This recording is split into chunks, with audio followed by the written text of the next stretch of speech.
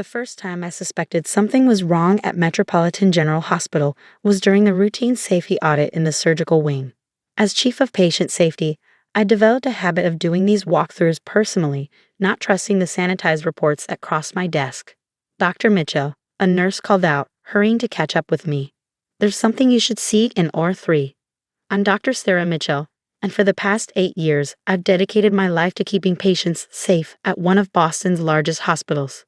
My colleagues often joke that I can spot a safety violation from across the building. They're not entirely wrong. After 15 years in hospital administration and a PhD in healthcare quality and patient safety, certain things just jump out at you. The issue in OR3 turned out to be a malfunctioning air handling system, something that should have been flagged weeks ago in the maintenance reports. But like many other problems I've been finding lately, it had somehow slipped through the cracks. How long has this been going on? I asked the nurse, already pulling out my tablet to document the violation. "At least 3 weeks, she said quietly, glancing over her shoulder. "We've reported it multiple times, but nothing had been done.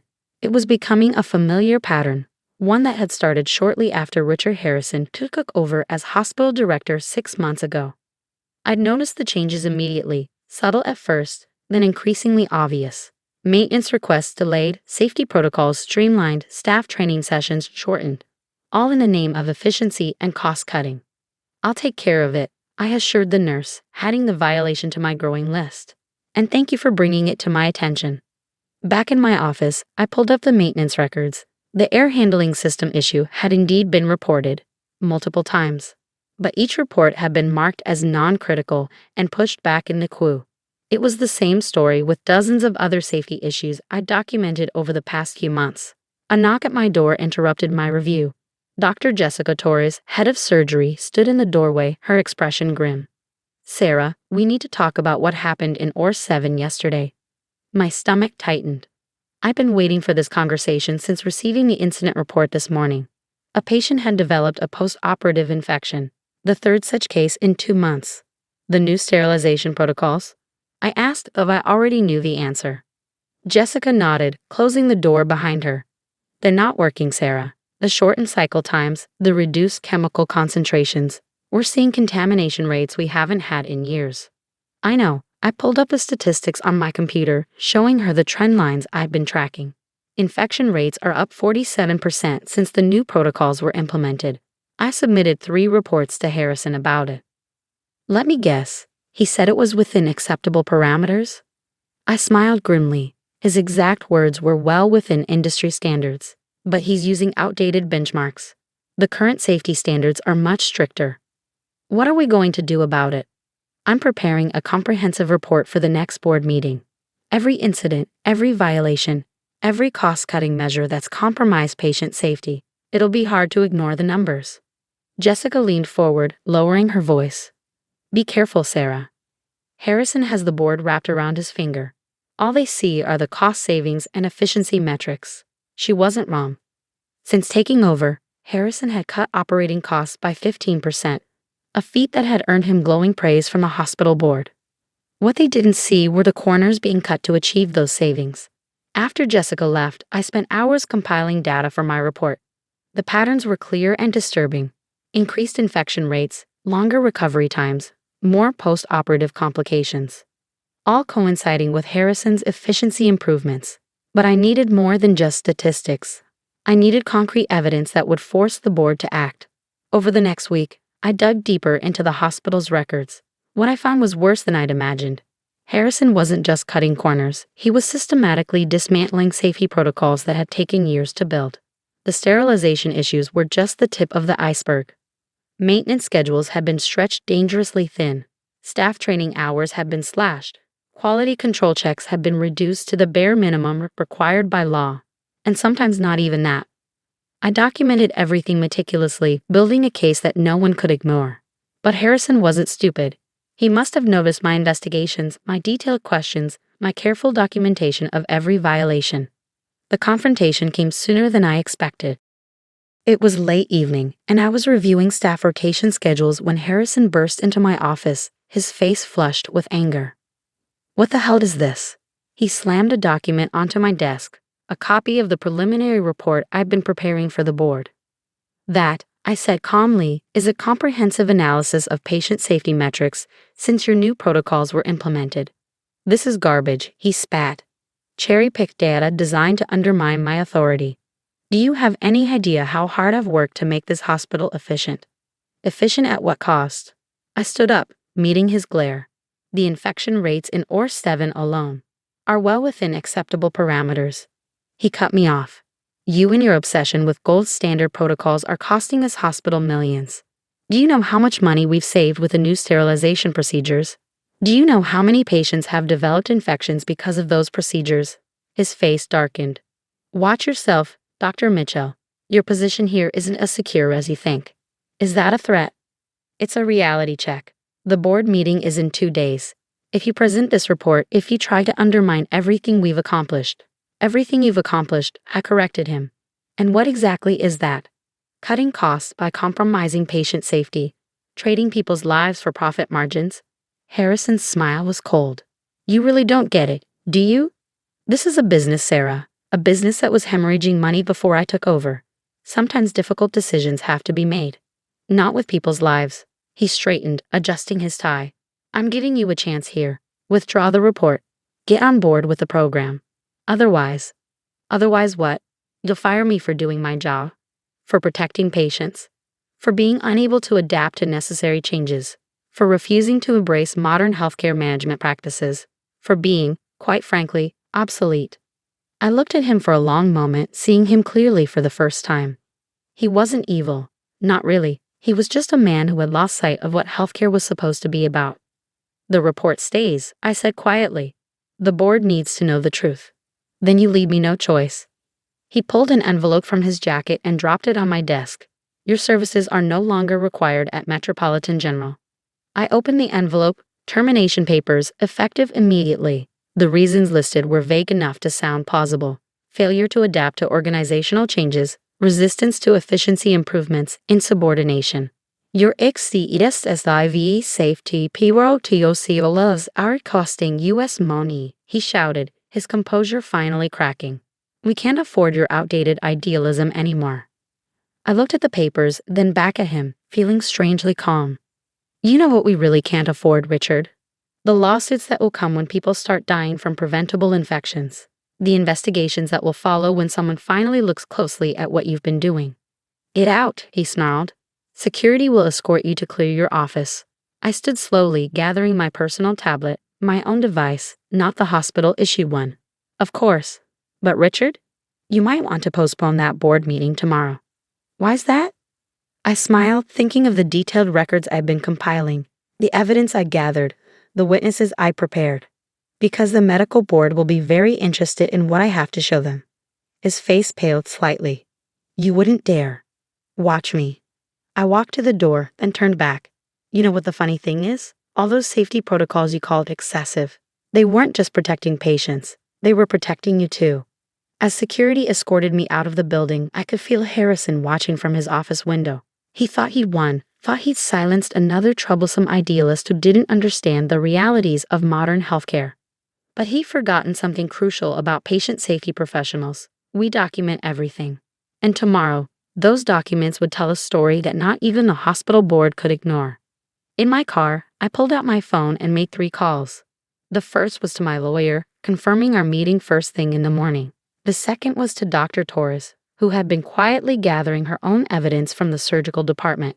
The third call was to my old colleague at the state medical board, the one who had been waiting for months for concrete evidence of safety violations at Metropolitan General. It's time, I told her. I have everything you need. Tomorrow would be interesting indeed. Harrison thought you fired another naive idealist who cared too much about safety protocols. Instead, he just armed the one person who could expose everything he'd been trying to hide. Sometimes being too careful is exactly what the situation requires. The night after my termination, I sat in my home office surrounded by 8 years' worth of meticulously maintained records. My laptop displayed a secure cloud drive containing thousands of documents, incident reports, safety violations, maintenance logs, and staff complaints. Harrison had no idea that I'd been building this archive since the day he started changing protocols. My phone buzzed. A message from Dr. Torres. 3 more post-op infections reported today. Harrison's trying to classify them as unrelated incidents.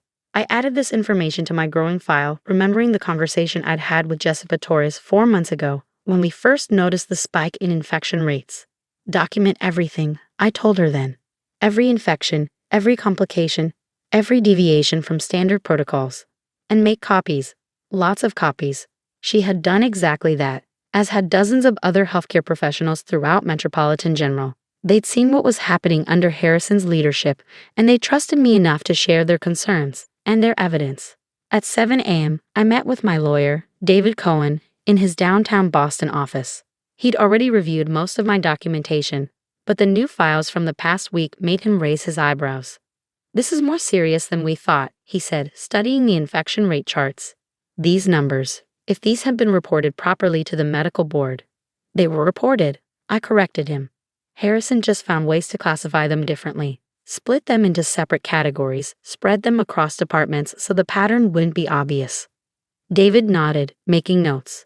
"Deliberate misclassification of adverse events. That's a serious violation of reporting requirements." He looked up at me. "You know they'll try to discredit you, paint you as a disgruntled former employee."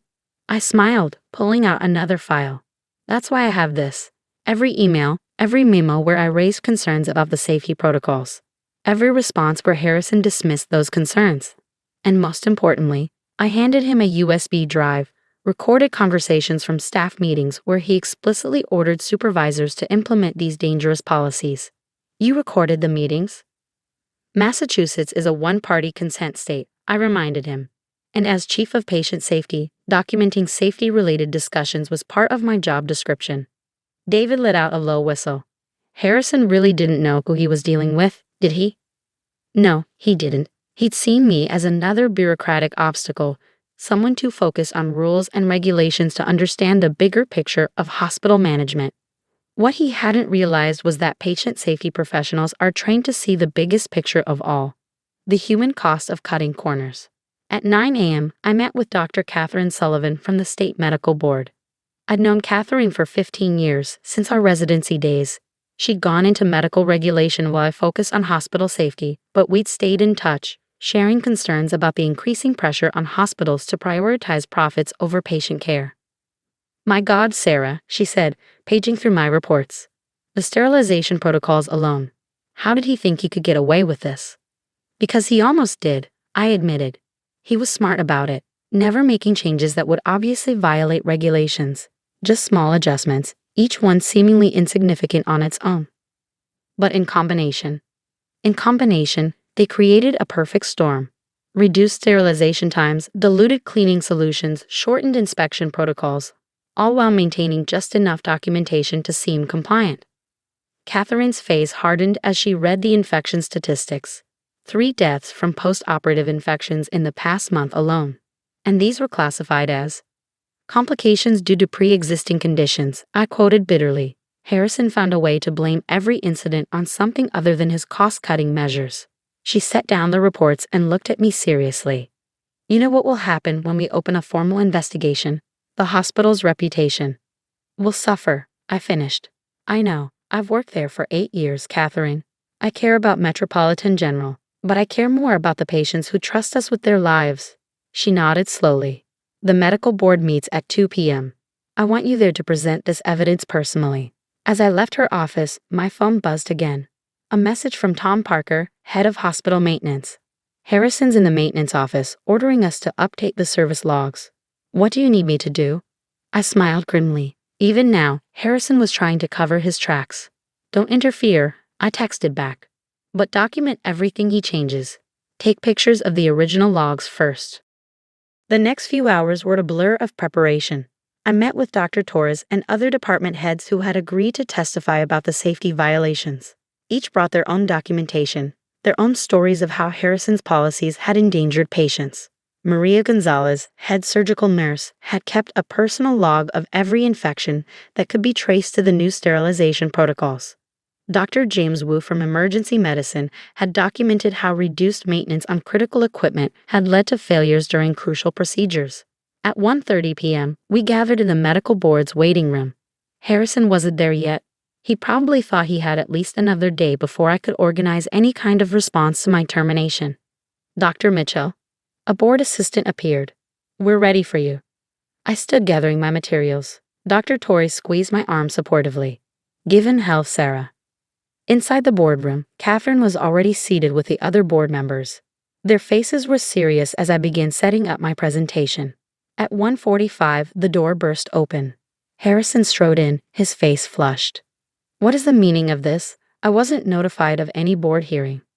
Mr. Harrison, Catherine said coolly, how fortunate you could join us. We were just about to review some concerning evidence about safety protocols at Metropolitan General. He turned to me, his expression murderous. You had no right.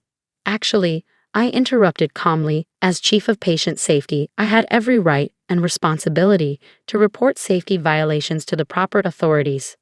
Your termination of my employment doesn't change that obligation. These are internal hospital matters. 3 deaths from preventable infections in the past month alone. I cut in. Are those internal matters too? The board chairman leaned forward. Mr. Harrison, please take a seat. Dr. Mitchell has brought some very serious allegations to our attention. Harrison sat, his face tight with controlled rage. I could almost see him calculating, planning how to discredit me, how to explain away the evidence. But as my presentation began, as I methodically laid out the documentation of every violation, every covered-up incident, every dangerous policy change, I watched his confidence begin to crumble. The infection rate charts were damning enough. But when I played the recorded meetings where he explicitly ordered staff to implement dangerous protocols, when I showed the maintenance logs documenting systematic neglect of critical equipment, when I presented testimony from department heads about specific incidents that have been covered up, this is a coordinated attack, Harrison tried to interrupt. Disgruntled employees trying to. These are sworn statements, Catherine cut him off, from every department head at Metropolitan General. Are you suggesting they're all lying? I continued my presentation, showing how Harrison had manipulated reporting categories to hide adverse events, how he pressured staff to minimize safety concerns, how he created a culture of fear that discouraged incident reporting. The final blow came when I presented the financial data, proving that the cost savings Harrison had achieved came directly from compromising safety measures. The choice, I concluded, was between patient safety and profit margins. Mr. Harrison made his choice clear. Now you have to make yours. The room was silent as I finished. Harrison sat frozen, his career crumbling before his eyes. The board members exchanged glances, their expressions grave. Catherine spoke first. Mr. Harrison, do you have any response to these allegations? He straightened his tie, attempting to recover his composure. These protocols were all within acceptable parameters. According to whose standards? I interrupted, pulling up another document. Because according to current medical board regulations, which I've highlighted here, virtually every protocol change you implemented violated safety requirements. The hospital was losing money, and now it may lose its accreditation, the board chairman said quietly. These violations, the scope of them. Harrison's face went pale. Loss of accreditation would be a death sentence for Metropolitan General. Unless, I said carefully, immediate corrective action is taken. I've prepared a comprehensive plan to restore proper safety protocols along with a monitoring system to ensure compliance. The board members looked at me with interest. Harrison looked like he'd swallowed something bitter. You planned this, he said softly. All of it. No, Richard. I corrected him. You planned this the moment you decided that profit margins were more important than patient lives. I just documented it. The next 2 hours were intense. The board reviewed every piece of evidence, questioned every witness, examined every document. Harrison's attempts to defend his actions grew increasingly desperate as the weight of evidence mounted. By 5 p.m., the board had reached its decision. Harrison was suspended pending a full investigation. Metropolitan General would be placed under direct board supervision until proper safety protocols were restored, and I was asked to oversee that restoration. As we left the boardroom, Harrison stopped me. You've destroyed everything I built, he said, his voice shaking with rage. No, I replied quietly. I protected what generations of healthcare professionals built. A system where patient safety comes first. You tried to destroy that. I just wouldn't let you. Walking out of the building, I checked my phone. Messages were pouring in from hospital staff who had heard about the board's decision. Relief, gratitude, and hope filled their words. Tomorrow would bring new challenges, rebuilding trust, restoring protocols, repairing the damage Harrison had done. But for now, I felt a deep satisfaction. Sometimes being too careful means being exactly careful enough. The morning after the medical board hearing, I walked back into Metropolitan General not as a disgraced former employee, but as the board-appointed safety compliance director. The irony wasn't lost on anyone, especially not on the hospital board members who had supported Harrison's efficiency measures. Dr. Mitchell, board chairman William Douglas greeted me stiffly in the main conference room. We've reviewed the medical board's requirements for reinstatement of full accreditation. And I kept my voice neutral, though I could see from their faces that the reality of the situation had finally sunk in. The costs of implementing these safety protocols, he began, are significantly less than the cost of losing accreditation. I finished, or the lawsuits that would follow if the public learned about the compromised safety standards. The room fell silent. These were business people used to thinking in terms of profits and losses. Now they were facing a different kind of mathematics, one where human lives figured into the equation. What do you need from us? Douglas asked finally. Complete autonomy to implement necessary changes, no interference from the board on safety protocols, and a public commitment to maintaining these standards, regardless of cost. That's a lot to ask. No, I corrected him. That's the bare minimum required by law. What Harrison did, what you allowed him to do, wasn't just unethical. It was criminal. Douglas flinched at the word criminal, but nodded slowly. You have our full support. The work began immediately. My first step was assembling a team of department heads who had helped expose Harrison's violations. Dr. Torres from surgery, Dr. Wu from emergency medicine, Maria Gonzalez from nursing, people who had risked their careers to document the truth. First priority, I announced in our initial meeting, is addressing the immediate safety risks. The compromised sterilization protocols, the maintenance backlogs, the staffing shortages in critical areas. Harrison's people are still in key positions, Dr. Wu pointed out. They won't make this easy. He was right. Despite Harrison's suspension, many of his loyal administrators remained embedded throughout the hospital's bureaucracy. They had careers and reputations invested in maintaining the fiction that his policies had been legitimate. But I had something they didn't: proof. Over the next week, we methodically addressed each safety violation documented in my reports. The sterilization protocols were immediately restored to proper standards. Critical equipment maintenance was expedited. Staffing levels were increased to ensure proper safety monitoring. The costs mounted quickly, causing the board members to shift uncomfortably in their seats during daily briefings. But with the medical board's investigators now regularly present in the hospital, they couldn't object. The resistance from Harrison's remaining allies was subtle but persistent. Maintenance requests were lost. Schedule changes were misunderstood. Documentation was accidentally misfiled. Then came the first test of our restored protocols. Dr. Mitchell. Maria Gonzalez caught me as I was leaving a department meeting. We've got a situation in War 4. The new safety protocols just prevented a major incident. I followed her to the surgical wing, where Dr. Torres was waiting with a grim expression. The equipment check you reinstated, she explained. It caught a critical fault in the anesthesia delivery system. Under Harrison's protocols, we wouldn't have found it until... She didn't need to finish. We all knew what could have happened. Document everything, I instructed. Every detail, every person involved, every potential consequence that was avoided. The incident became our first success story. Concrete proof that the restored safety measures were saving lives. I made sure the report reached every board member and department head. But our opponents weren't finished. 2 days later, an anonymous letter circulated through the hospital, detailing the excessive costs of the new safety protocols and warning of potential layoffs and department closures. I called an all-staff meeting. Let's talk about costs. I began projecting financial data onto the screen, specifically the cost of a single wrongful death lawsuit, the cost of lost accreditation, the cost of destroying public trust in our hospital. The room was silent as I displayed the numbers. But more importantly, I continued, let's talk about the costs we can't calculate. The cost of a preventable death. The cost to a family who loses a loved one because we decided saving money was more important than saving lives. The anonymous letters stopped after that. 3 weeks into our reform efforts, I received an unexpected visit from James Chen, a patient who had survived one of the post-operative infections during Harrison's tenure. I read about what happened in the papers, he said, sitting carefully in my office. about the compromised protocols, the covered-up incidents. Mr. Chen, I'm so sorry for. He held up a hand. I'm not here to complain. I'm here to help.